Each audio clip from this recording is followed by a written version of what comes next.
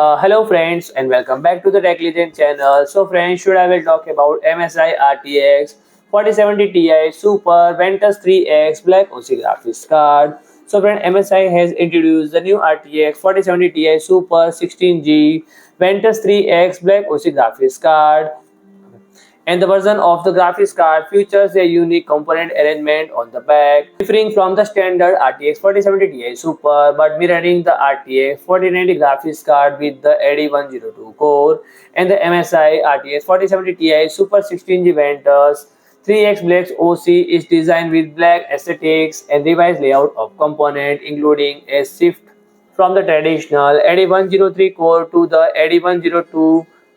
225 A1 core, and the modification align it more closely with the high-end RTX 4090 model and potentially offering enhanced performance characterized. And the graphics card include multiple enhancement and focus on improved cooling solution and optimized power delivery to support higher clock speed and better stability under load. And the backplate design which mirrors the RTX 4090 Vantage graphics card suggests a robust construction aimed to enthusiasts and high performance users. So friend, if you like my video, please do like, share and comment, and don't forget to subscribe my channel and press the bell icon.